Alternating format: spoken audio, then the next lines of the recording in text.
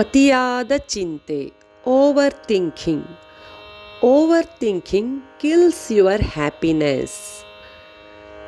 ಅತಿಯಾದ ಯೋಚನೆಯು ನಮ್ಮ ಆಲೋಚನೆಗಳನ್ನೇ ಕೊಂದು ಬಿಡುತ್ತೆ ಅಥವಾ ನಮ್ಮ ಸಂತೋಷವನ್ನೇ ಕೊಂದು ಬಿಡುತ್ತೆ. ಅತಿಯಾದ ಯೋಚನೆಯು ನಮ್ಮಲ್ಲಿ ಫೋಬಿಯಾದಂತಹ ಗಂಭೀರ ಸಮಸ್ಯೆಗಳನ್ನು ಉಂಟು ಮಾಡುತ್ತೆ.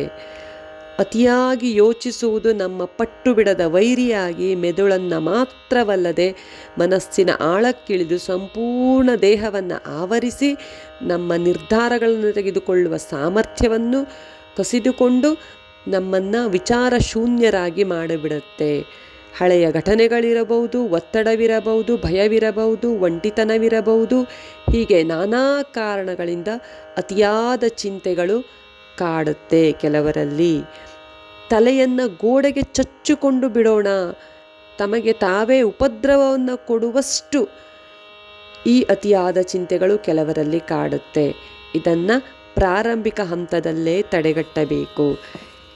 ಡಾಕ್ಟರ್ ಗಿರಿಪ್ರಸಾದ್ ಅವರು ಹೇಳ್ತಾರೆ, ನೀವು ಹಗಲಿನಲ್ಲಿ ಕೆಲವು ಬಾರಿ ಮುಗಿಸದಂತಹ ಕೆಲಸಗಳು ರಾತ್ರಿಯಲ್ಲಿ ಚಿಂತೆಯಾಗಿ ಹಿಂತಿರುಗಿ ಅತಿಯಾದ ಆಲೋಚನೆಗೆ ಕಾರಣವಾಗುತ್ತೆ. ಡಾಕ್ಟರ್ ಸುರೇಶ್ ಕುಮಾರ್ ಅವರು ಹೇಳ್ತಾರೆ, ಅತಿಯಾದ ಆಲೋಚನೆಯಿಂದ ನಿದ್ರೆಯೇ ನಿಮ್ಮಲ್ಲಿ ಕಡಿಮೆಯಾಗಿ ನಿದ್ರೆಯ ಚಕ್ರದ ಮೇಲೂ ಪರಿಣಾಮವನ್ನು ಬೀರಬಹುದು ಅಂತ.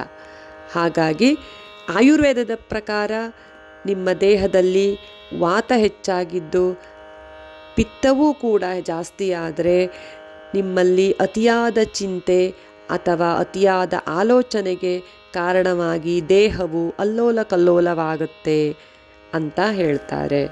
ಹೀಗೆ ನಿತ್ಯ ನಿಯಮಿತ ವ್ಯಾಯಾಮಗಳನ್ನು ಮಾಡಿ ಮಾನಸಿಕ ಶಕ್ತಿಯನ್ನು ಹೆಚ್ಚಿಸಿಕೊಳ್ಳಿ, ಮನಸ್ಸನ್ನು ಚಿಕ್ಕ ಮಗುವಿನಂತೆ ಸಂಭಾಳಿಸಿ ನಿಮ್ಮ ಅತಿಯಾದ ಚಿಂತನೆಗಳನ್ನೆಲ್ಲ ಪಕ್ಕಕ್ಕಿಟ್ಟು ಪ್ರಜ್ಞಾಪೂರ್ವಕವಾಗಿ ಆರಂಭಿಕ ಹಂತದಲ್ಲೇ ಈ ಸಮಸ್ಯೆಯನ್ನು ಅಥವಾ ಈ ಸಮಸ್ಯೆಗೆ ಕಡಿವಾಣವನ್ನು ಹಾಕಿ ನಿಮ್ಮ ಆಂತರಿಕ ಸಂವಾದವನ್ನು ಹೆಚ್ಚು ಸಕಾರಾತ್ಮಕವಾಗಿ ರಚನಾತ್ಮಕವಾಗಿ ಬದಲಾಯಿಸಿ